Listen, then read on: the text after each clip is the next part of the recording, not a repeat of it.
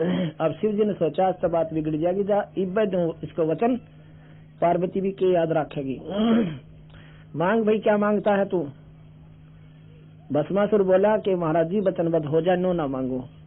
हो गया भाई, वचनबद्ध हुआ, मांगो क्या मांगते हो? के भस्म कंडा दे। अब काट के पकड़ा दिया कि वो करड़ा, अब बचा ले जान बचानी, उतने जान तो मारूंगा। क्यों मारूंगा? पार्वती को पत्नी बनाऊंगा और तन्ने खत्म करूंगा। अब गरीबदास जी कहते हैं, ऐसे कुटिल जीव घर, ऐसे कृत घनी जीव कलमाही, और माता को तो पत्नी ठहराई। ऐसे नीच भस्मासुर कि अपनी माँ को पत्नी बनाने की खातिर 12 वर्ष तक तप किया। और भाई भगवान शिव जी ने नोबिना बेरा पिटाई को बद्दी के सोच रहा मन में, ये सर्वशक्तिमान कितना हो गए। मैं ये पूछूं तेरे पे, यह बात यहाँ पर आकर जब डंडा लग गया ना 30 तरले भाषण पे, जब बुद्धि कुछ ठिकाना आने लग गया, कहा सच्ची बात तो ये यूं की यूं है, ये भी शास्त्रों में, कोई बाहर से नहीं बोल रहा मैं। तो शिव जी आगे आगे और भस्मासुर पीछे पीछे। भस्मागिरी नाम था उनका। भस्मासुर तो बाद में कहा जब उसने ये जुल्म कर दिया।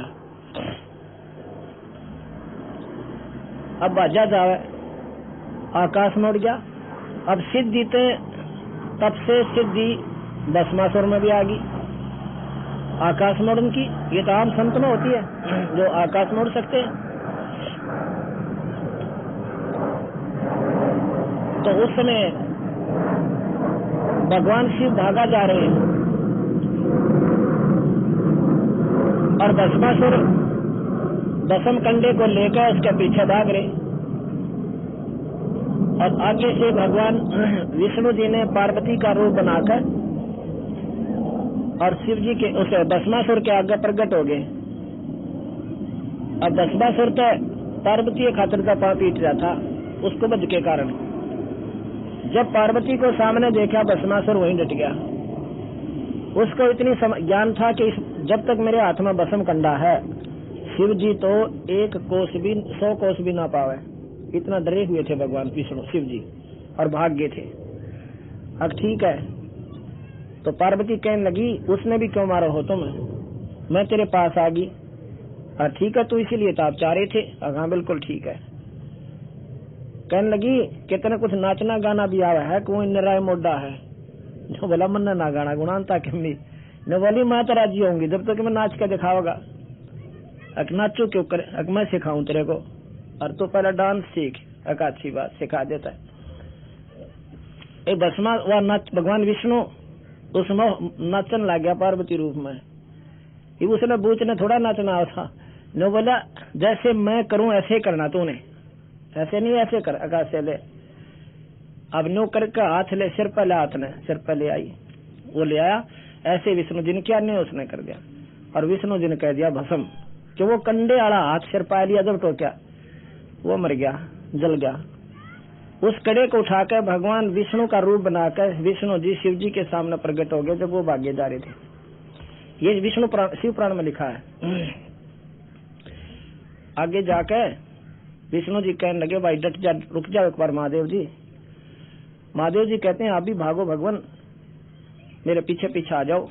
क्या हो गया कि भस्मा राक्षस ने मेरे से भस्म कंडा मांग लिया और उसकी नीत में आ गया फर्क, मुझे मारना चाहता है। वो कहने लगा मैं उसे भस्म कंडा ले आया, वो तुझे मारा को नहीं। हक नहीं, उस राक्षस से कौन ले सकता है भस्म कंडा, उसकी तो बदनीत इतनी थी। मैं नहीं मानू महाराज जी, भगवान आप झूठ बोलते हो। अरे नहीं भले पुरुष ये भस्म कंडा तो पहचान ले। हकना मैं नहीं मानता इस बात ने। न बोला किसी तरह मानने भी गा कि मन मेरा यकीन ही नहीं हो रहा कि उससे तो ला कैसे सकते हो। इतने में भगवान विष्णु ने एक लड़की का रूप बनाया। आगे जाके उसका वर्णन भी ना कर सकते यहाँ पर, जो भगवान शिव गेला बनी इस समाज में बताने जोगी भी कोई ना, जो शिव पुराण में लिख रखी। उस लड़की का पीछे भाग लिया, उसके हाथ पकड़ लिए बदनीत करके। वहां पर फिर भगवान विष्णु का रूप बना लिया विष्णु जी ने। फिर शर्मा आ गया। अग भाई न्यो मनो जकर तो पागल हो गया ना शिव जी, न्यो भस्मासुर पागल हो गया मेरे ऊपर। मैंने रूप बनाया लड़की का, पार्वती का। और जिस प्रकार तेरी सुध खोगी, इसी प्रकार उस भस्मासुर राक्षस की बुद्धि भ्रष्ट कर दी मैंने, और फिर उसको भस्म किया। ने बोला कहां कर रहा, क्या फिर देखा, जब तसल्ली हुई जब उसकी राख दिखा ली। इतना डरा हुआ था भगवान शिव जी सर्वशक्तिमान। उस सर्वशक्तिमान ने नो को ना बेरा पट्टा गरीबदास जी कहे कि इस राक्षस के मन में क्या है, और फिर सर्वशक्तिमान के ऊपर भस्म करने क्या असर करे। तो भाई अब इसने सेट करा, इतना और ठा ले दूसरी बात ने। अब इन बातों को विचार करना पड़ेगा। कोई बुराई नहीं कर रहे हम, बुराई तो जब हो आम ने हम अमरूद बतावा, और अमरूद को कोई आम कहे हम आम कह दें, अभी अमरूद है आम नहीं है, तो उसको बुराई तो वो जानेगा दोनों का मेरे आम ने बेसरा है, जिसको मालूम कोई ना फल तो है पर आम ना कह भाई, इसने अमरूद है आम नहीं है। अर्थात ये भी भगवान है पर भाई पूर्ण नहीं है, ये तीन लोग के। अब हम आपको सृष्टि रचना सुनावें। गरीबदास जी महाराज की एक आरती है, अदली आरती अदल पठाऊं, युगन युगन का लेखा लेऊं। जादिन नाथे पिंड नहीं प्राणा, नहीं पानी पवन जमी असमाना। कच्छ मछ कूरम नहीं काया, चंद सूरज नहीं दीप बनाया। ये कुछ भी ना थे, ना चांद थे ना सूरज। शेष महेश गणेश ना ब्रह्मा, नारद सारद ना विश्वकर्मा। ये सिद्ध 84 ना 3300, 9 अवतार नहीं 2400। 5 तत्व ना ही गुण तीना, नाद बंद ना ही गठसीना। ये चित्रगुप्त ना करतरम बाजी, धर्म राय ना पंडित काजी। भाई धू धूकार अनंत युग बीते, जादिन कागज का किन चीते। जादिन फिर कहते हैं जी आप कहाँ थे, फिर यहाँ कुछ भी नहीं था तो आप कहाँ थे। जादिन थे हम तख्त खवासा, तन के पाजी सेवक दासा। संख युगन पर लो परवाना, सतपुरुष के संग रहाना। दास गरीब कबीर का चेहरा, हमारा सत्यलोक अमरापुर डेरा। हम सत्यलोक में रहते थे और वहीं पर कबीर भगवान पूर्ण परमात्मा वहां रहते हैं। ये अनंत कोटि ब्रह्मांड का एक रतीन ही भार, और सतगुरु पुरुष कबीर हैं ये कुल के सर्जनहार। अब कबीर साहब को हम सिर्फ एक जुलाहा दृष्टि से देखते हैं, दृष्टिकोण से, इसलिए हम उनसे वैसे ही मन नकारा कर देता है कि वो क्या का भगवान होगा, तो ताणी तणिया करता। क्या भगवान भाई मुकुट बांध के और तीर लेकर भगवान बना कर है। अगर तीरों से भगवान बनता हो और दुनिया को मार काटने से भगवान ही स्वीकार्य हो, तो फिर तो उस भगवान ने भाई, उस भगवान ने तो उड़े बैठे बटनदा बन हो सकता है, तीरा हो सकता है कोई, वो तो 1 मिनट में काम कर दे सबका। तो ये जो इनकी कुछ और पावर है, ये हथियारों वाले भगवान जो हैं, ये पुलिस महकमा समझ लो SP लेवल के, इनकी कार्य क्षेत्र है कि कोई बकवाद कराओ न गढ़ दे, उनको दे रखी है ड्यूटी। जो सामाजिक तत्व असामाजिक तत्व सामाजिक तत्वों को दुखी करते हैं उन्हें काट गबार बगा दे, खत्म कर दे। जैसे फसल को के अंदर झाड़ झंकाड़ पैदा हो जाते हैं तो उनको निकालने की खातिर जमींदार एक विशेष औजार प्रयोग करता है, इसी प्रकार उनकी ड्यूटी है। अब यहाँ पर है कि पहले कुछ भी नहीं था, केवल सतपुरुष था सतलोक में। सतलोक का मतलब है वो अविनाशी लोक जो कभी नष्ट ना हो, जो कभी खत्म नहीं होता। गीता जी में भगवान कृष्ण ने, अब गीता जी भी सुनावांगे जब हो रहा है खुलेंगे आपकी, कि गीता जी में कृष्ण जी नहीं बोले, वो सनातन परमात्मा प्रवेश हुआ ज्योत नरेंद्र है, और उसने या गीता जी कथी, उसका प्रमाण दूंगा आपको इसी गीता जी में, बाहर से नहीं दूंगा। तो गीता जी में भगवान कृष्ण कहते हैं कि जब लोक कल्प का अंत होगा अर्जुन, ये सारे जीव प्रकृति में लीन हो जाएंगे, अर्थात सब खत्म होंगे, ब्रह्मादि के लोक भी नष्ट हो जाएंगे, ब्रह्मा विष्णु शिव नहीं रहेगा, और ना ही स्वर्ग रहेंगे। जो स्वर्ग में निवास करने वाले देवता फिर कहाँ रहेंगे, जो स्वर्ग ही नहीं रहेगा, और इनके उपासक हंस कहाँ रहेंगे।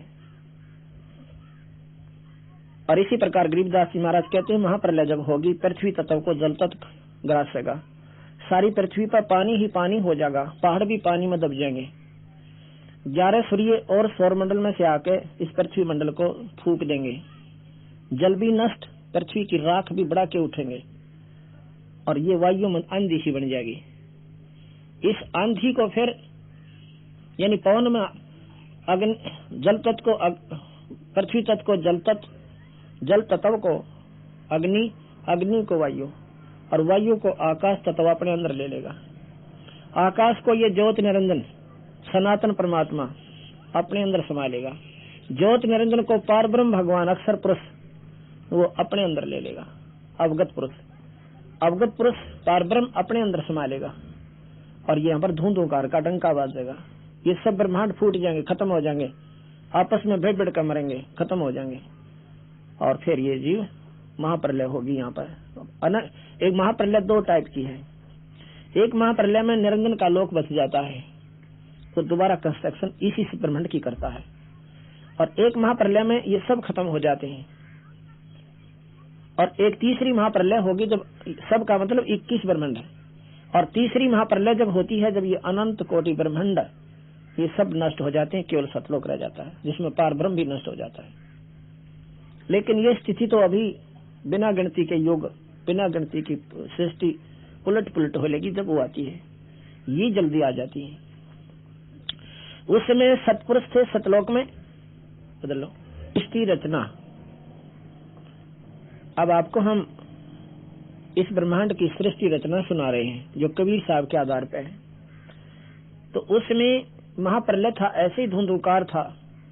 केवल सतलोक में वो अविनाशी परमात्मा सतपुरुष रहता था। उन्होंने अपने शब्द से 17 शब्द उच्चारण किए अपनी शक्ति से, और 17 शब्दों से एक शब्द से तो वहां के सभी लोक रच दिए। सतलोक के दीप खेड़े वहां पर जो बनावट से वह न्यारी है यहाँ से। और 16 शब्दों से 16 पुत्र उत्पन्न किए वहां के देवलोग, वहां जो सतलोक की जो सृष्टि वहां की।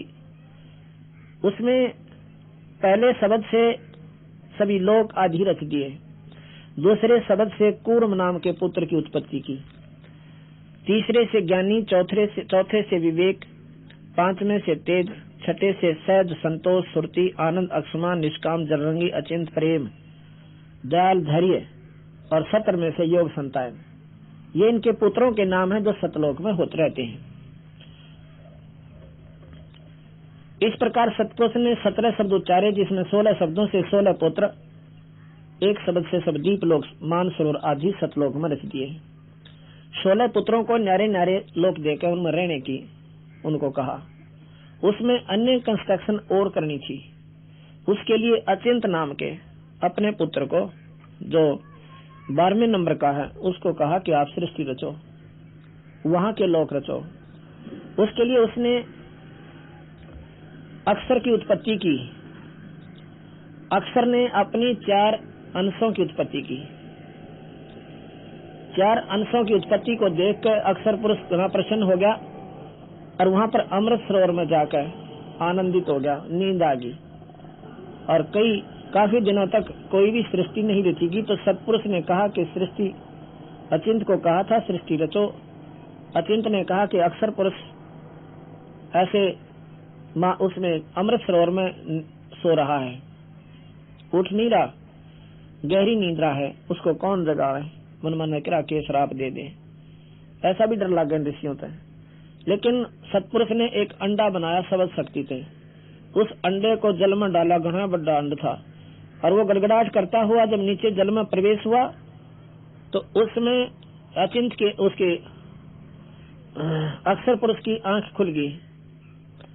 अक्षर पुरुष की जब आंख खुली तो एकदम वो जैसे कांची नींद उठा ना आदमी, थोड़ा थोड़ा गुस्सा भी मिला हुआ है उसमें।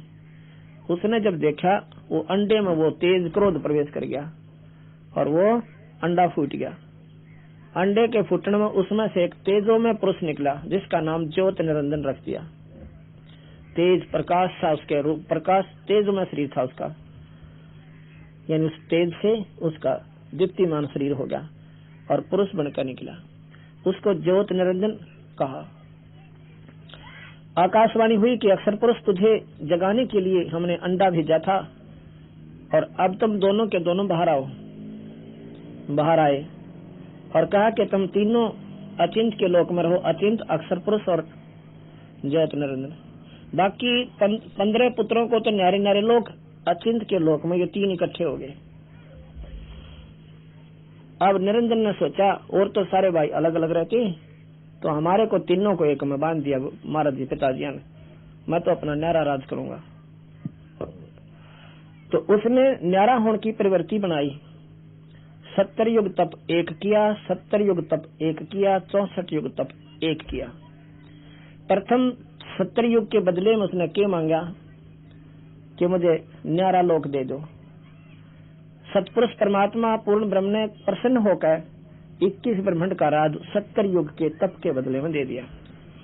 अगले भाई इनमें तो खूब राजी वाले, और ये 21 ब्रह्मांड सतलोक में ही थे। ये 21 ब्रह्मांड उस सतलोक में ऐसे हैं जैसे बड़े महल में एक माचिस रखी हो, इतनी जगह है, उस इतना बड़ा सतलोक है। अब निरंजन ने सोचा इसमें भाई कि मैं कंस्ट्रक्शन करूं, अपनी न्यारी रचना करूं। वो दूसरी बार 70 युग तप किया तो सतपुरुष ने पूछा भाई क्या मांगा, वो लोक मांगे थे, दे दिए। तो उसने सहजदास को बताया, क्योंकि सतपुरुष ने अपने पुत्र सहजदास को भेजा कि सहजदास मेरे को पिताजी से कहो कि मुझे इसमें लोक रचना की, सृष्टि रचना की सामग्री दे दे। आकाशवाणी हुई कि कहो इसको कि कूरम के पास, इसके बड़े भाई के पास सृष्टि की रचना की सामग्री रखी है, वो ले आ, पर लेना हाथ जोड़कर। हाथ जोड़कर लेगा तो इसकी सृष्टि बढ़िया चलेगी और कोई अकाल मृत्यु दुर्भिक्ष नहीं होगा। निरंजन ने पता लग गया कि कोरम के पास सृष्टि बड़े भाई दो रस है, चला गया। कोरम से पूछा कि मुझे वो लोक रचन की सृष्टि दे दो, वह रचन सामग्री दे दो। वो कहने लगा भाई ये तो बहुत कीमती है और पुरुष के पूछे बिना मैं दूं को ना। पिताजी तो पूछूं पहला। ने बोला भले पुरुष है, मैं झूठ बोल रहा हूँ तेरे पे, मेरे पे यकीन नहीं करते आप। ने बोला यकीन 100 का 100, लेकिन भाई उनका आदेश भी तो है कि मेरे से बूझ लेना या किसी को दे, तो घनी जरूरी चीज है। तो 2 मिनट बैठ, मैं समाधि लाता हूँ और पुरुष के चरणों में नमस्कार करता हूँ, जैसे हम टेलीफोन करते हैं कि मैं टेलीफोन पर पूछ लेता हूँ। लेकिन संतों का टेलीफोन समाधिस्थ होकर ध्यान मगन होकर उनके चरणों में पहुंच जाना होता है। अब ध्यान समाधि का ऐसा झंझट हो सा मन समाधि लाग गया, 6 महीना में वापस हुआ है। और निरंजन ने बेरा था, ज्योत निरंजन ने कि एक बार समाधि लाग गई मन मन 6 महीना उल्टा तू अड़ बाट देखे जागा मुंह बाई। उसने जब ध्यान लगाना चाह उसका पकड़ कर मुकट और न्यू लाओ मेरी बात सुन, पीछे लगाना समाधि से मोदी, मैं झूठ बोलूं, अर्थात ध्यान नहीं लगाने दिया। और जो ही उसने मुकुट का हाथ लाया, मुकुट हाथ में आ गया। उस मुकुट में तो ये सारे पहाड़ पृथ्वी ये सब अपने 9 ग्रह, पृथ्वी 7 समुद्र, ये पानी पूनी सारे, सूर्य चांद सितारे 9 लाख अपने अपने स्थान पर घूमने लगे। अब यहाँ पर बुद्धि हमारी संकीर्ण हो जाएगी कि ये बनावटी सी बात है। ईसा मुकुट क्यों होगा इसमें? इसे बूंदे 7 समुद्र पहाड़ और पत्थर सब किधर रखे थे, गपौड़ पेलना। ये उन लोगों के लिए जिनकी बुद्धि बहुत छोटी है। अब वहां पर ये बीज रूप के अंदर थी सारी सृष्टि रचना। जैसे बड़ का पेड़ बहुत बड़ा हो जाता है, बट वृक्ष, और वो उत्पन्न कहां से होता है? एक छोटे से बीज से, जो राई का भी से भी छोटा होता है वृक्ष, बड़ का बीज। और एक बरमंटा होता है यानी बट का फल, बेर जोड़। बेर तो आम देखा, बड़ का फल शायद ना देखा हो, इतना कोस है। और उस मीठी गोली जोड़ है, और उसमें मन कोई कहे कि इस बट के फल में ये दिखाकर उठे बेर जोड़, और उसमें कहे कि इसमें 1000 वट वृक्ष हैं, तो ये सामने दिखो। और वट वृक्ष मन माने छावले में भी, ताजपुर में भी सारे के घूम जाते, उसने आगे बढ़ने की और समय मिल जाते, स्थान मिल जाते, इतना लंबा चौड़ा फैल जाता है वट वृक्ष। अब इतने बड़े वट वृक्ष ने, बड़ के वृक्ष ने दिखाकर न्यो का इस फल में 1000 है, ये ऐसे तो नादानता सीख रहा है, और ज्ञानवान पूर्ण पकड़ेगा। बिल्कुल सही है, बीज से बना है ये। इसी प्रकार ये सारी सृष्टि को न्यू सोचा न्यू थी नहीं, इससे भी सूक्ष्म बीज है इसका सृष्टि का। ये 5 तत्व वहां पर मूल रूप में थे उस कूर्म के मुकुट में, और उस मुकुट में ऐसे धरे थे जैसे एक कोने पर माखी चपका रखी हो, इतने बड़े मुकुट में। और बाहर आते ये फैल गए, जैसे एक छोटी सी टिकिया होती है, बच्चे होली या दिवाली पे उस पर अग्नि लगा देते हैं, बिल्कुल छोटी सी बटन के समान होती है, और वो उसमें फिर नो फो फो करके और इतना बड़ा सांप बन जाए नो, और नो घूम जाए ऐसा मोटा दिखे। वो कहां से आ गया उसमें? उस टिकिया से।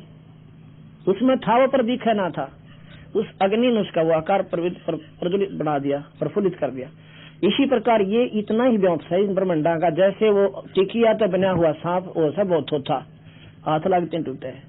तो ये सथाई सृष्टि नहीं है, ये असथाई है, पर समय थोड़ा सा लंबा है इसका असथाई होने का, इसका विनाश होने का थोड़ा लंबा समय रखा हुआ है, इसलिए हमने असथाई लागे।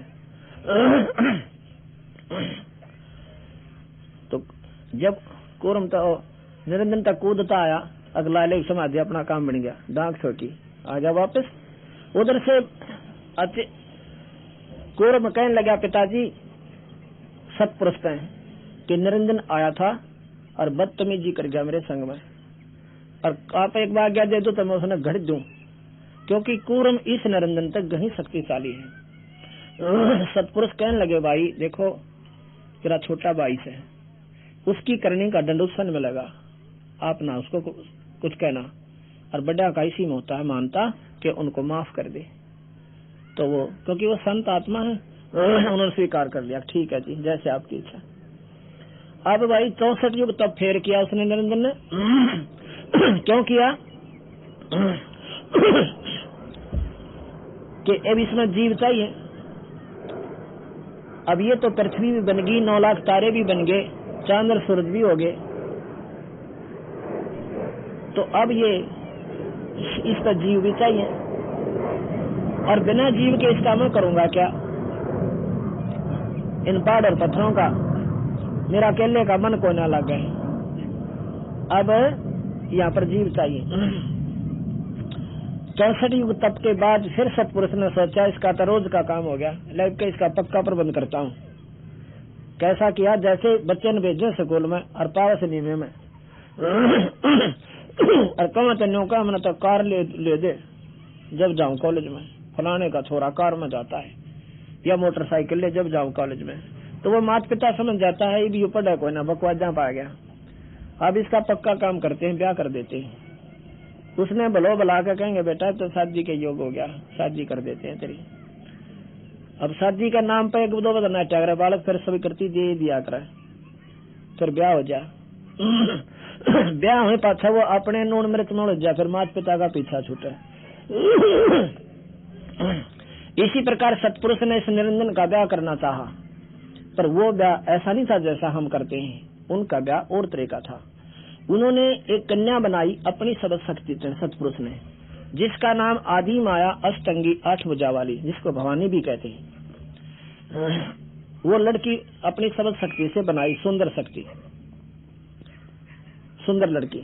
अब उस लड़की को सहजदास से कहा कि इस लड़की को और निरंजन के पास छोड़ के आ और बता देना कि इसके पास सबद शक्ति है, जितने जीव निरंजन कहेगा बना देगी।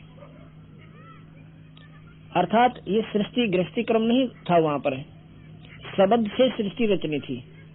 जितने जीव कहेगा ये प्रकृति मूल है, ये आदि भवानी, ये माया है, इसके पास बीज रूप में सब जीव दे दिए। अब वो अब एक भाई ने प्रश्न किया बड़ा जटिल प्रश्न किया कि जी फिर हम क्यों फंसियाड़ा आकर, चलो निरंजन ने तो गलती करी, हम गधे क्यों बने यहाँ पर, यह समझ में नहीं आती। हम हमारे मन में एक गंदी वृत्ति है, वो वहीं से पैदा हुई।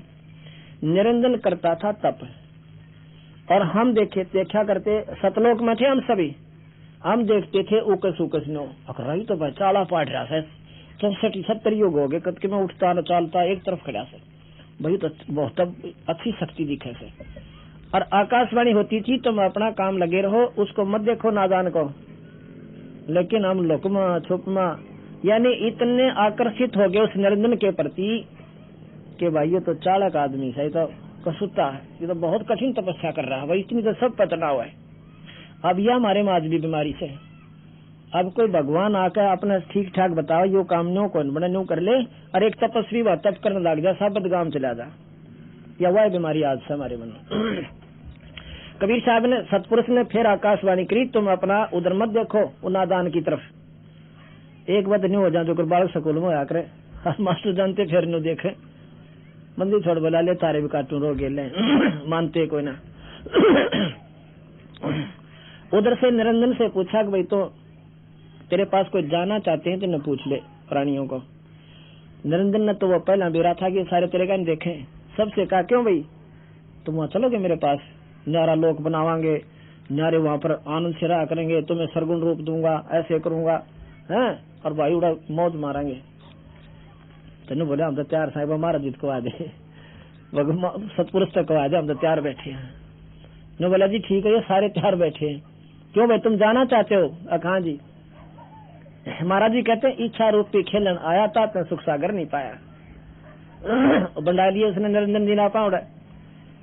तने बोला भाई एक काम करियो, पर तुम वो चलिए सिंगर के तैयार गेला पर वहां तुमने दुखी करे ना, यू इस सतनाम और सारनाम ने याद रखियो, ये हमारे को दे के भेजा था महाराज जी ने कि इस नाम को और मुझे तुम याद रखना, जिस दिन तुम ये टेलीफोन मिला दोगे ये नंबर उस दिन मैं थारे पास आ जाऊंगा और उसी समय तुम नहीं से ले आऊंगा। अग्नियो बोला जी पक्का, फिर तो हमने दिखता केस है, ये सतनाम और सारनाम महाराज जी कदे नहीं बोलेंगे। बस ठीक है जाओ। तो अब वो बीज रूप में मूल रूप में हमारे को इस माया को दिया, प्रकृति को आदि माया को, और वो बेजदी सतपुरुष के साथ, सतपुरुष ने सहजदास के साथ निरंजन जी के पास, निरंजन जी से कहा सहजदास ने कि ले भाई ये बहन है कन्या और इसके पास सारी शक्ति है, जितने जीव तू कहेगा एक बार शब्द तक कहेगी उतने बना देगी, और ले छोड़ दी इसके पास और हो अपने लोक में ठाटता। ये सतलोक में था ये खेल सारा, अब तक सतलोक में ही चल रहा है ये काम। उसने क्या हुआ, उस लड़की को देखकर निरंजन के मन में खोट पैदा हो गया, नीचता आगी दुष्कर्म की। अब ये बीमारी है वो मन रूप में आज निरंजन सब में समावेश है। जगह जगह हम देखते हैं बहन बेटियों की इज्जत पर हाथ डला हुआ, ये मन जो है ये निरंजन से। अब जब चला गया सहजदास रह गया एकला, उसी समय उस कन्या की तरफ उसने बुरी दृष्टि की और गंदे कर्म के लिए प्रेरित हुआ। लड़की कहने लगी निरंजन जुल्म ना कराए, तू मेरा भाई और मैं तेरी बहन, तनिसा जुल्म नहीं करना चाहिए, और मेरे पास सृष्टि मैं रस दूंगी सबद शक्ति है मेरे पास, तू मान जा। लेकिन भाई कौन सुने, जब इतनी नीच वृत्ति है इस मन की, तो एक भी ना मान्या और कति जो दुष्कर्म पर उतारू हो गया और लड़की को ऐसे अपने बाजुओं में पकड़ना चाहा। वह भी तो उससे बाप की बेटी थी, सूक्ष्म रूप बनाया जो ना दिखे, बहुत छोटा, और शरीर के मां निरंजन के पेट में चली गई। उसने बेरा के भाग्य न जान देना और कोई लोकन का स्थान ना, उसके पेट में प्रवेश कर गई कि यहाँ ठिकाना पा सकती हूँ अपनी इज्जत बचाने की खातिर। वहां से पुकार किया कि हे महाराज जी, हे पिताजी, ऐसे ऐसे निरंजन ने मेरे साथ जुल्म किया और इसने मेरे साथ बदतमीजी की है। अपनी इज्जत की रक्षा के लिए मैंने इसके पेट में शरण पा रखी है, मेरी जान बचाओ। सतपुरुष ने सहजदास भेजा कि भाई जा सुन ले मेरी बात। उस निकम्मे ने 21 ब्रह्मंड समेत यहाँ तक काट दे, ये सतलोक में रहने के काबिल कोई ना मेरा कयान बिगाड़ेगा। और इस सतलोक में जो ऐसा जुल्म कर देता है उसको श्राप लग जाता है, उसको बीमारी लग जाती है। 1 लाख जीव रोज खाएगा और 1.25 लाख पैदा करेगा और यहाँ नहीं रह सकता। अब वहां से उस निरंजन को सहजदास ने आकर कबीर साहब का परवाना सुना दिया। अब सुन ले भाई, लड़की पेट से काट दी, अब तुम दोनों, क्योंकि महाराज ने वचनबद्ध होकर या कन्या तेरे ते दी थी, और भाई इसकी सजा तू ही पाओगा। 1.25 लाख पैदा करेगा, 1 लाख रोज खाओगा, और फिर इनकी सारी व्यवस्था करनी पड़ेगी सबका, और भाई निकल जाए यहाँ से, और दोबारा निरंजन तो इस लोक में नहीं आ सकता। अब वहां से निरंजन 21 ब्रह्मंड समेत और माई समेत नीचे आ गया। सतलोक से 16 शंख कोस की दूरी पे। ये 21वें ब्रह्मंड का आखिरी लोक है, आखिरी ब्रह्मंड है 21वें ब्रह्मंड का, और इसमें आखिरी लोक है पाताल लोक। पाताल लोक सतलोक से 16 शंख कोस की दूरी पे कबीर साहब ने गरीबदास जी ने बताया। 16 शंख, लाख, 10 लाख, करोड़, 10 करोड़, अरब, खरब, नील, पदम, शंख तरफ फिर बदनीत करी। उसने फिर प्रार्थना करी, निरंजन गणा काल पाओगा। ये गंदी सृष्टि मत चला, मेरे पास एक सबल शक्ति है, जितने जीव कर मैं बना दूंगी। पर नादान ने, महाराज ने लिखा, कबीर साहब ने एक नहीं सुनी, तो जबरदस्ती शादी करके 3 बच्चे उत्पन्न किए। बड़े का नाम ब्रह्मा, दूसरे का विष्णु, तीसरे का शिव हुआ। अब ये सृष्टि जुड़न लागरी, सारे शास्त्र सुचारू होंगे। और फिर निरंजन ने याद आई कि बालक सैने होंगे, और भाई फिर सैने हुए पाछे 1 लाख जीव मैंने खाने, ये मेरे से दुनिया नफरत कराया करेगी। हाहाकार माचे 1 लाख परिवार रोज रोवे टक्कर मार मार के इस पृथ्वी मंडल पे, और हम बाकी राजी सा जैसे हम कौन मरे, न हमारे बालक मरे। और वो मर गए, वो कौन से सोच रखा था बेचारा ने, उड़ीसा में केन रथ हो गया है, और माँ परिवार बच्चे बहन भाई सारे मर गए, जायदाद गई। ये झूठा सांग ला रखा हमारे कालबली ने। क्या उन्हें सोच रखा था जैसे हम राजी हुए बैठे हैं और जायदाद के ऊपर मरना मांड रखा, लूट ला, खसोट ला, जोड़ ले, धर ले। यह नादानी है कति 100 की 100 हमारे अंदर, क्या करी किसने। लेकिन फिर नरेंद्र कहने लगा कि माया, अब मैं किसी जीव ने दर्शन नहीं दूंगा आज के बाद। वह बोली, एक बात बताओ कि आप तो निराकार हो जाओगे। निराकार का तात्पर्य है कि मैं ऐसे लोक में जाऊंगा, ना ब्रह्मा आ सके, ना विष्णु आ सके, ना शिव आ सके, इस 21वें ब्रह्मांड के ऐसे लोक में बैठूंगा, और ना माया तू आ सकती। तो बोली, मैं अकेली इतने लंबे चौड़े ब्रह्मांड को क्यों कर चलाऊंगी। वो कहता है कि काम तो करूंगा मैं सारे, तुमको ना तो ब्रह्मा करे, ना विष्णु कर सकता, ना शिव कर सकता। जो करना होगा मैं करूंगा, और बाकी पावर मैं तुझे देता हूँ, तू करेगी, पर मेरा हुक्म तुझ में आएगा और तेरा इनमा होगा। जब ये बच्चे सियाने हो, सागर मंथन पर भेज देना। सागर मंथन पर जो वस्तु निकले, पहले पहले को, दूसरी दूसरे को, तीसरी तीसरे को, ऐसे दे देना। जब बच्चे सियाने हुए, वो बोले, माँ हमारा पुत्र पिता कौन है। अब भाई कोई तुम्हारा पिता नहीं, और मैं तुम्हारी माँ, मैं तुम्हारा पिता। माई ने सोचा कि यदि मैं कहूंगी कि तुम्हारा पिता तो 21वें ब्रह्मांड में बैठा है, मनमा ने जद ला ले, माँ पिताजी के पास चलो, बच्चों की जद भी माड़ी होया करे। तो अपने झूठ बोल दी उसने, अब भाई तेरा पिता सही कोई ना, अपनी जान बचाने या मजबूरियां इतनी है, ना चाहते हुए जीव ने तेरा ना कित के बोलना पड़ जाए। तो उसने ऐसे कह दिया, चलो बच्चे थे, स्वीकार किया। सियाने हो गए, आकाशवाणी हुई कि सागर मंथन पर भेजो। निरंजन ने कहा, सागर मंथन हुआ, वेद निकले 4। वेद ब्रह्मा ने पढ़े, उसमें पाया कि सृष्टि का रचने वाला कोई निराकार शक्ति है, वो सारे जीवों का पिता है। तो उसने अपनी माँ से कहा, माँ तू झूठ बोलती थी कि पिता को नहीं मारा, इसमें लिख रखा वेदों में। ने बोली, भाई वो तुम्हें दर्शन कर दे को ना, लिख रखा है, अगर योग विधि लिख रखी, पाऊंगा दर्शन, तक नहीं हो सकती। 4 युग तक ब्रह्मा ने समाधि लगाई, कुछ नहीं पाया, और कह के गा था कि दर्शन करके आऊंगा, ना तो आऊंगा कोई नहीं। तो ठीक है, 4 युग के बाद आकाशवाणी निरंजन की होती है कि माया, वो जेठा बेटा कहाँ गया, सृष्टि क्यों नहीं रच रही। उसने बताया, वो तो समाधि लाए बैठा है, नौका में पता न ढूंढूंगा, उसको कह दे मैं दर्शन कोई ना दूं, और उसको ला उठा के। तो माया ने क्या किया, एक लड़की और बनाई जिसका नाम गायत्री रखा कि बेटी जा अपने भाई ने बुला के ला, और ऐसे ऐसे चरण छू देना जब वो उठेगा। गायत्री ने चरण छू दिए, ब्रह्मा की समाधि टूट गई। ब्रह्मा श्राप देने लगा कि उल्टा तू कौन है, और कैसे तू मेरे तप भंग करने के लिए क्यों आई। कहने लगी, श्राप बाद में देना, मेरी बात सुन ले, माँ ने भेजी हूँ, और ऐसे ऐसे आपने सृष्टि रचनी है, आप बिना काम अधूरा है। कहता मैं चलता पढ़ू, पर तो माँ के सामने वचनबद्ध हो गया था। उस समय तांडी आज्ञा ने बोला, जब आऊंगा दर्शन हो गया तो आऊंगा, ना कति नहीं आऊं, हरी भोरी मुश्किल करके ऊपर जा।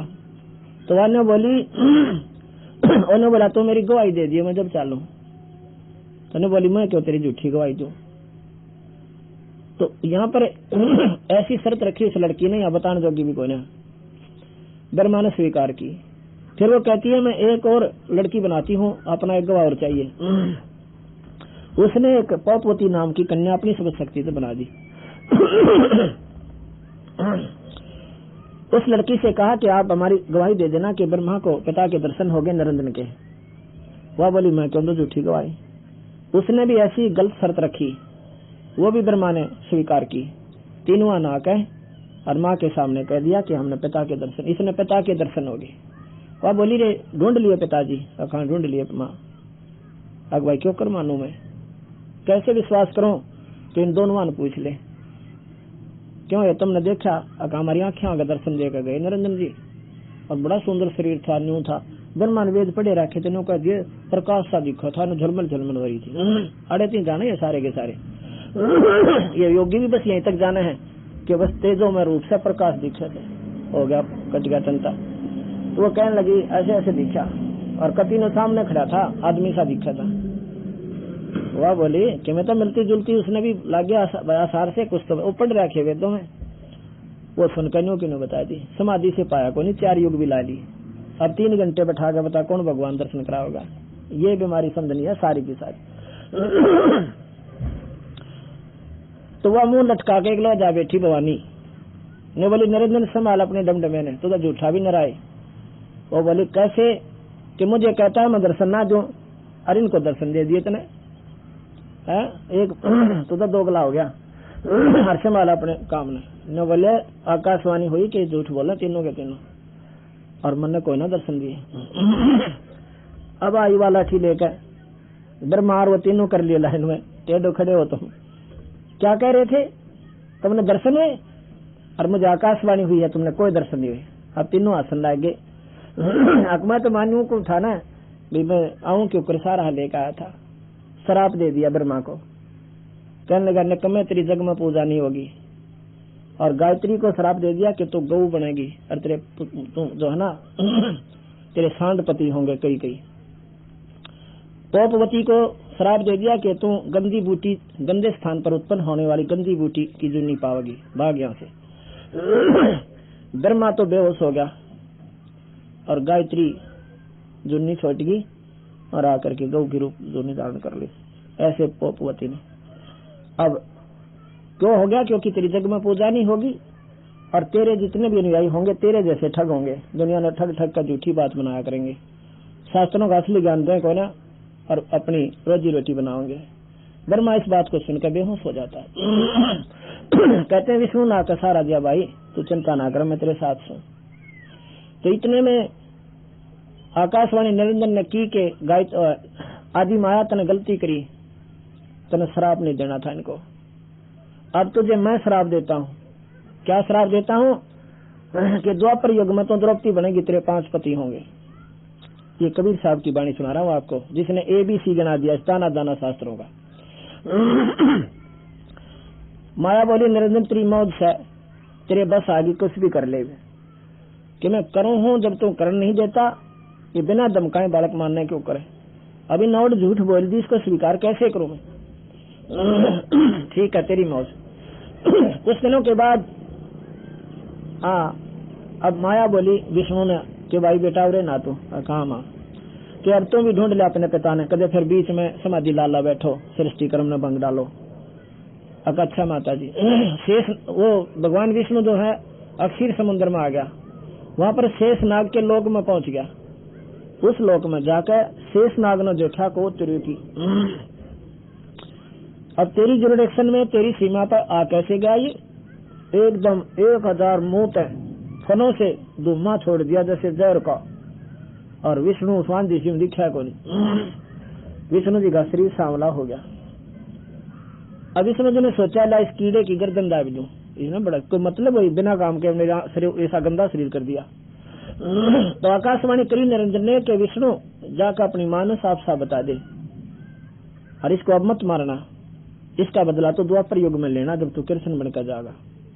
अब इसको कुछ नहीं कहना, अरे नो लड़गड़ मरोगे तो सृष्टि कौन रचेगा। वापिस जा और अपनी माँ को साची बता दे, मैं दर्शन को दूं, नहीं तो तेरा ब्रह्मा वाली हालत हो जाएगी।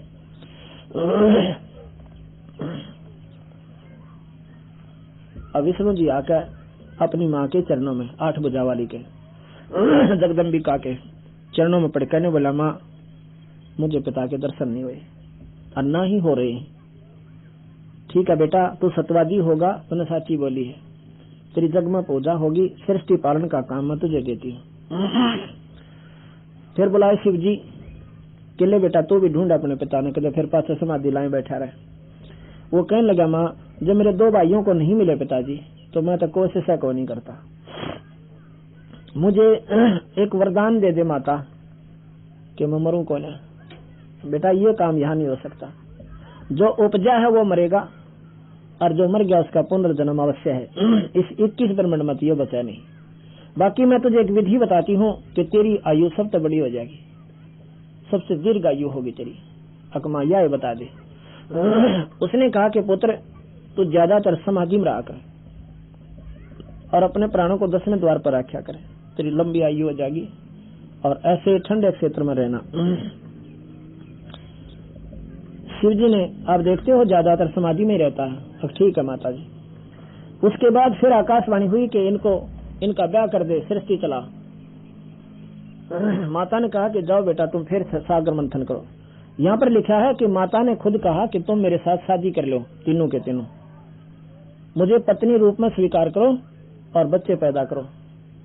अब तीनों के तीनों नाराज हो गए, कहने लगे माँ तो जमाई ने कमी निकली, या क्या बात कही आपने, माता नार पुत्र की होई, हे जननी ये कहाँ आग धोई, इस महापाप ने किद दोवांगे।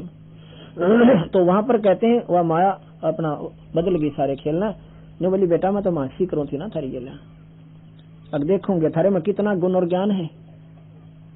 अच्छा बेटा तुम ऐसे करो, सागर मंथन करो।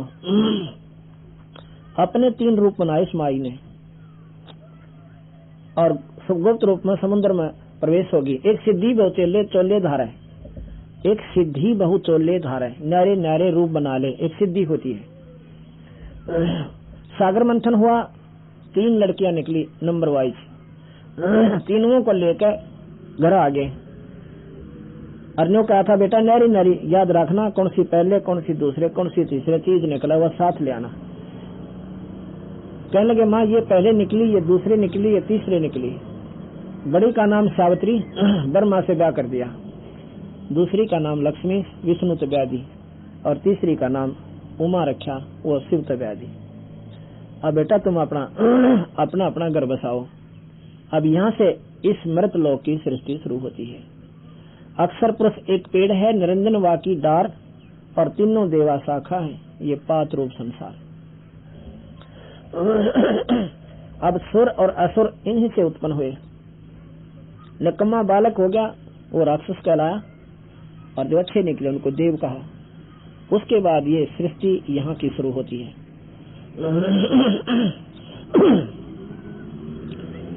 अब यहाँ पर गरीबदास महाराज की वाणी सुनाता हूँ आपको। 21 ब्रह्मांड को लेकर चला। अब गलती तो आदमी कर दे से एक बार, फिर पाछा बहुत पछतावा से। अब इसने सोचा चाड़ा पाट गया, अब किसी प्रकार माफी मांग लूं, लेकिन माफी दे कौन। रास्ते में जब आ रहा था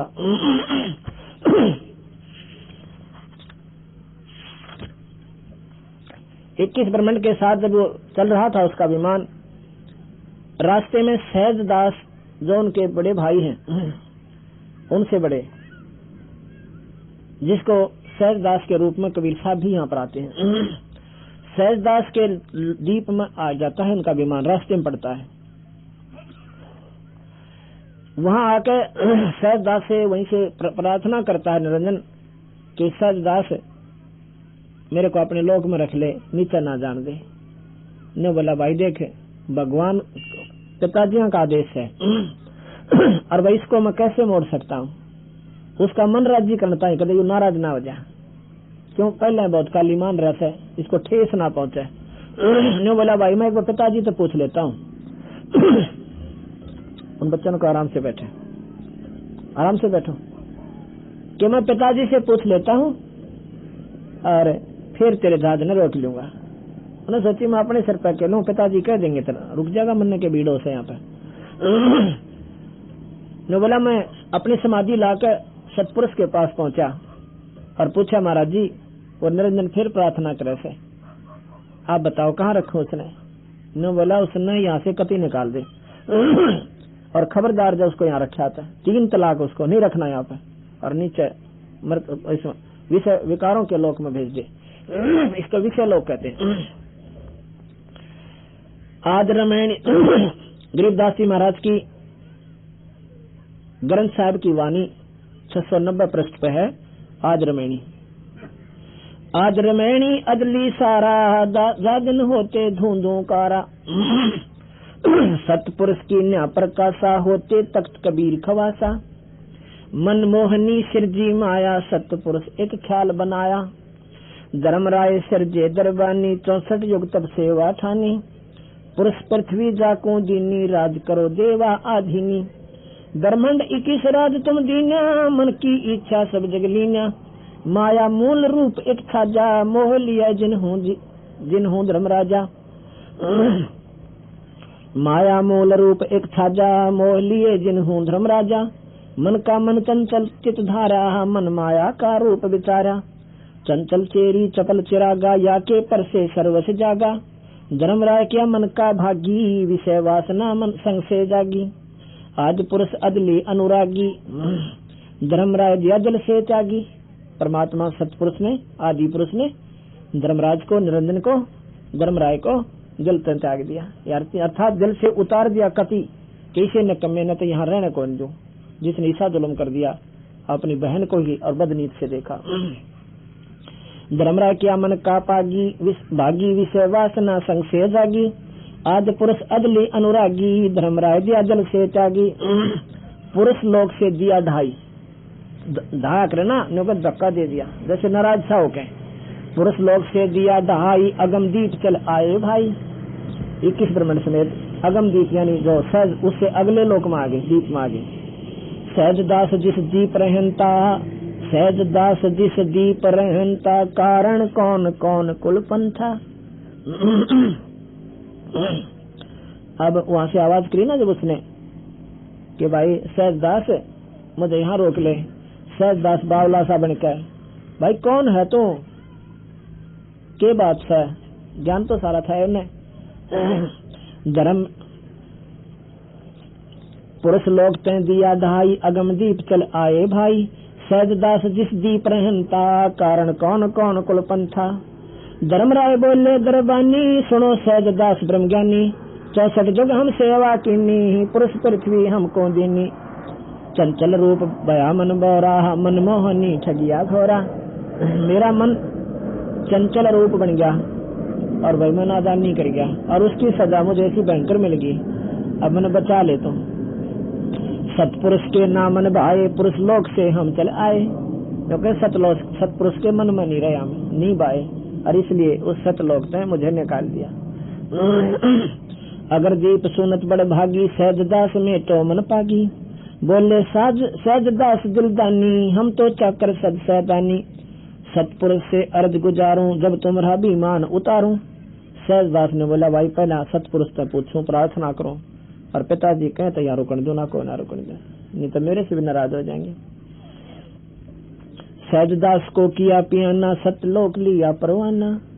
अब समाधि लाकर और सहजदास पिताजी के लोग सतलोक में पहुंच गया अपने दीप से उस लोक में पहुंच गए और वहाँ प्रार्थना करते हैं। सतपुरुष साहेब सरबंगी अवगत अतली अतल अभंगी धर्मराय तुमरा दरबानी अगर दीप चल गए प्राणी कौन हुक्म करी अर्ज आवाजा कहाँ पठाऊं उस धर्मराजा ने बोला जी और धर्मराज फिर प्रार्थना करा धर्मराय और आप कहो बताओ कित भेजूं। हो सकता है उसने भी नहीं सोची महाराज जी फिर पुनर्विचार कर ले सतपुरुष इसने कमे की गलती पे लेकिन बंदी छोड़ने बेरा था कि यूं यहाँ रहेगा ना और को बाड़े करेगा।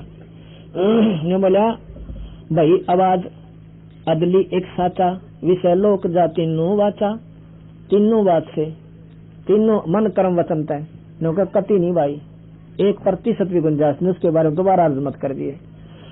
वही आवाज अदली एक साचा विषय लोक जा तीनों वाचा सहज विमान चले अधिकाई छिन में अग्रदीप चल आई। सहजदास वापस आ गया अपने लोक में आकर हुक्म सुना दिया कि भाई मेरे बस का कोई ना और यहाँ तो तू निकल जा। पिताजी कति करड़े नाराज हो रहे थे और वह जमा नहीं सुनते तेरे बारे में। धर्मराय चले विमान मान सरोवर आए। हाँ सहजदास चले अधिकाई छिन में अगर दीप चल आई, हम तो अर्ज करी अनुरागी ही तुम विषय लोक जाओ बड़भागी। के भाई वापस जाओ अपना विषय लोक में बड़भागी, मन न मत ना टोके दोबारा, साहब कर दे नाराज हो रहे से और मन में भी खतरा हो जाएगा। अब कौन आफत मन ले गड़मा गाला, चल बैठ गए। धर्मराय के चले विमाना, मान सरोवर आए प्राणा, मान सरोवर रह ना पाए द्र कबीरा थाना लाए। वहाँ सतपुरुष कबीर साहब के रूप में वहाँ आखिर के उस औगट घाटी पे बैठा है, बिखमी बाट पे बघाटी पे, बंकनाल की बिखमी बाटी, तहाँ कबीरा रोकी घाटी। इन 500 मिल जगत बंधाना, लग 84 जीव सताना। कोई होए इन 5 ने मिलकर जगत बांध रखा है। कौन? ब्रह्मा विष्णु महेश्वर माया, धर्मराय का राज बिठाया। निरंजन का ब्रह्मा विष्णु महेश नरेश माई ने इस निरंजन के राज का यहाँ पर चमटा गाड़ रखा है। इन 500 मिल जगत बंधाना, लग 84 जीव सताना, कुत्ते गधे सुअर।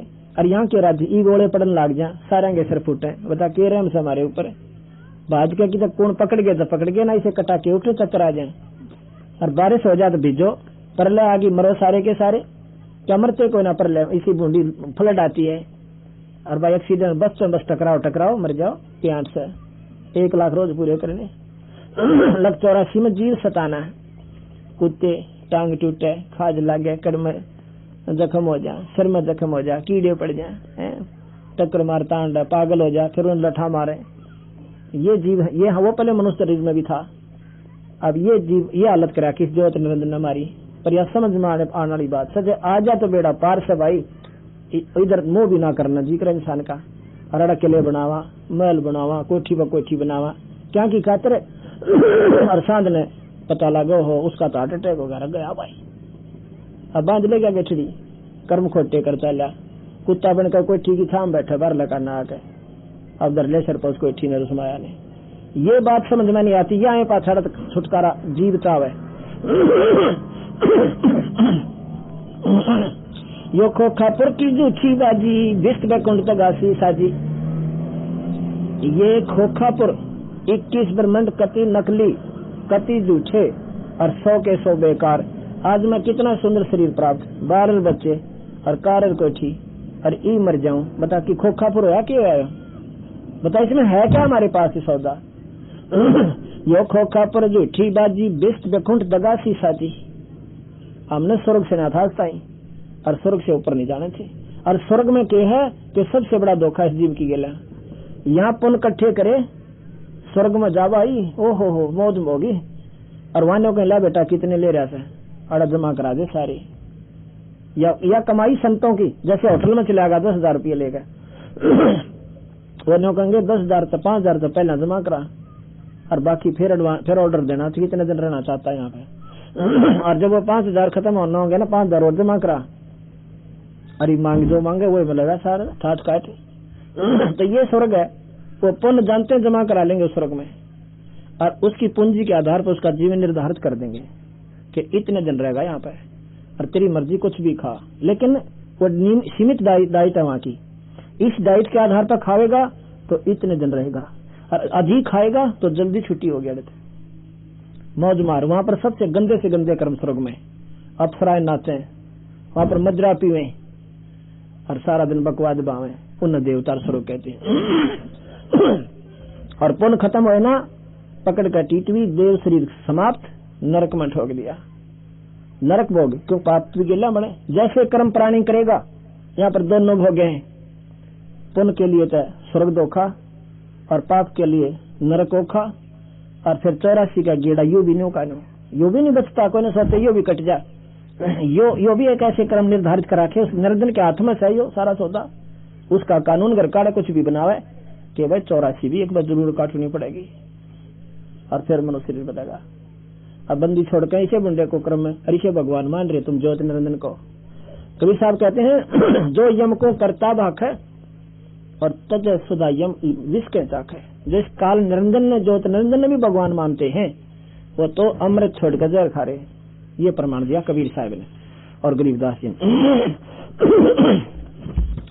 ये खोखापुर झूठी बाजी, विष्ट बैकुंठ दगासी साजी, कृत्रिम जीव बुलाने भाई, निज घर की तो खबर ना पाई। अपना निज घर है सतलोक, जहाँ पर आप जाओगे आप एक सुंदर शरीर होगा, फिर मरे को नहीं। अब यहाँ कोई मरना नहीं चाहता और सब न मरना, एक के दोनों हाथ कट रहे और वो भी पैरों तक काम ले, रोटी खान कार सारा, वो भी मरना नहीं चाहता। एक कोड लाग रहा तड़फ है, एक हाथ भी कोई ना, वो भी न जीवन की आस है। ऐसी क्यों हमारे साथ है भाई? क्योंकि हम ऐसे लोग से आए हैं जहाँ जीव मरते को ना, और वह कसकब भी है हमारे अंदर। ये ज्ञान होते हुए कि हम मरना है फिर भी मरना नहीं चाहते, क्योंकि हम ऐसे लोक में घने दिन रह रहे थे कि वहाँ प्राणी मरते को ना, वहाँ पर सुंदर शरीर मिलता है, तेज पुंज का शरीर होता है, इसलिए हम नहीं मरना चाहते। लेकिन यहाँ तो मरे पांडा छूटेगा छूटे भी कोई ना फिर लंबा गेड़ा। कृत्रिम जीव हमारा ये स्वरूप नहीं है। आज मनुष्य कल गधे बना देगा, वो कृत्रिम बनावटी हो गए।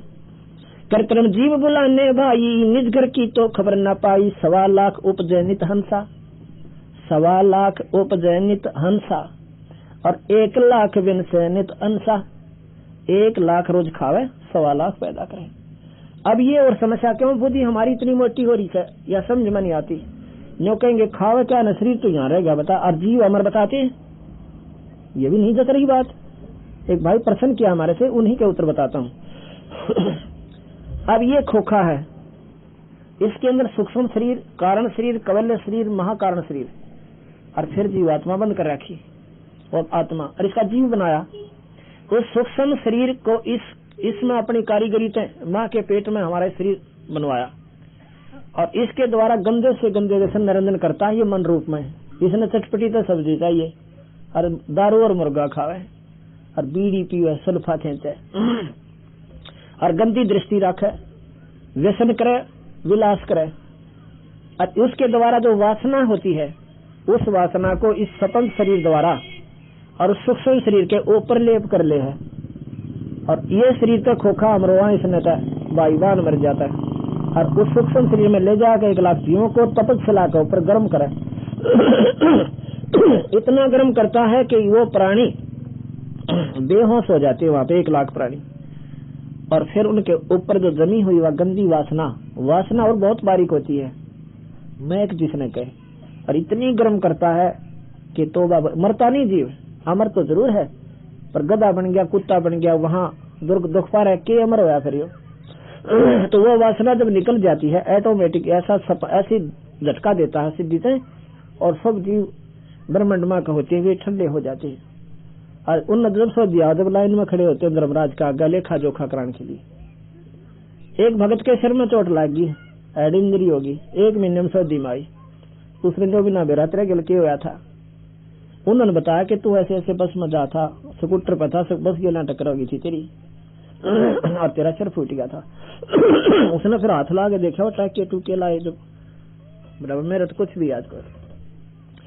इसी प्रकार जब तपस्या पे इसको इतना गर्म कर दे, इसने 9 ग्राम में पाछा किया था। हमें किसी को याद नहीं हम क्या थे और कहाँ जाएंगे।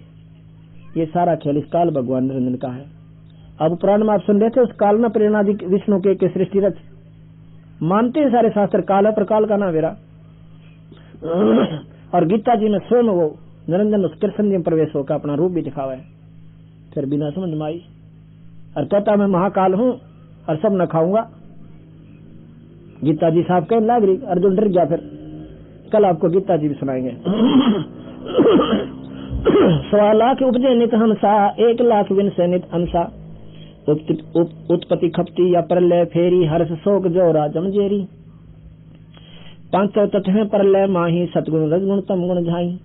सतगुण विष्णु, रजगुण ब्रह्मा और तम गुण शिव, ये भी नौके प्रलय में से 500 तत्व भी और 3 गुण भी नाशवान से, ये भी नष्ट होंगे। और यही गीता जी में कल सुनाऊंगा आपने, उसमें भी ये कह रखा है कि ये रजगुण तम गुण सदगुण सब नाश में हो जाएंगे, नाश होंगे। 8 अंग मिली है माया, पिंड ब्रह्मंड ये सकल भरमाया। या मैं सुर शब्द की डोरी, पिंड ब्रह्मंड लगी है खोरी। इसमें तो भाई सुरत और शब्द और सतनाम, सतनाम के ऊपर या सुरत और शब्द यानी हमारा उस शब्द से संपर्क हो है, सार नाम से सार शब्द से, तो तब पीछा छूटे ना, और कोई रास्ता नहीं यहाँ से बचने का। श्वासा पारस मन गए राखो, खोल कपाट अमीर चाखो। एक